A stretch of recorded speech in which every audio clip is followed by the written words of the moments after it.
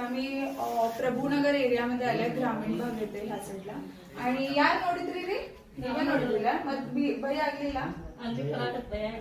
ಈಗೂ ಆಗತ್ತಿಲ್ಲ. ಅಲ್ಲಿ ಫೀಲ್ ಬರ್ಬಾರ್ದ್ರಿ ನೀವು, ನಾವು ಎಲ್ಲೇ मतलब आम्ही इतकं जवळ थांबले पण त्यांना इतकी भीती वाटायला लागली की त्यांनी तिथे थांबले होते, इथे यायला रेडी नव्हते.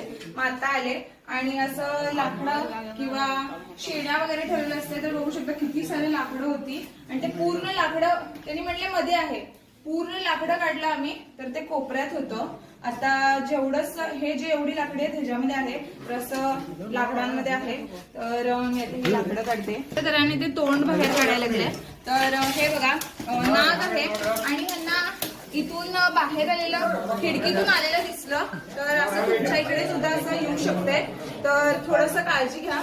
आणि कसं आतमध्ये आलं होतं साप, आणि जून सप्टेंबरच्या दरम्यानमध्ये खूप असं साप चावायचे घटना फार घडतात.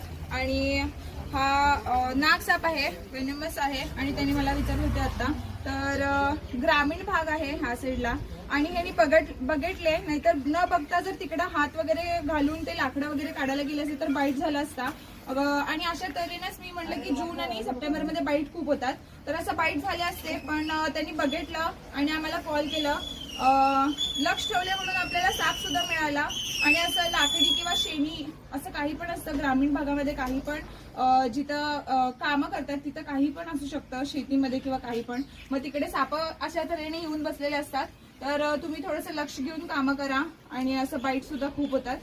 आणि इकडे साप का आला होता म्हणजे तिकडे मी हुंदीरचं वगैरे असं घरटा सुद्धा बघितलं, हुंदीर वगैरे खूप असतील आणि म्हणून हा साप मागं त्याच्या आला असेल. आणि त्या अशा रीतीने घरामध्ये हुंदीर वगैरे असतात. गावाकडच्या लोकांकडे हुंदीर खूप असतात, कारण की तिथं कामाची वगैरे थोडी अडचणीची जागा असते, तिथं हुंदीर घरटा वगैरे बनवतात. आणि असं साप येतात हुंदीरच्या वगैरे मागे. आणि तुमच्या इकडे पण असू शकतं. आणि हा साधारण 4 वर्षाचा असू शकतो साप.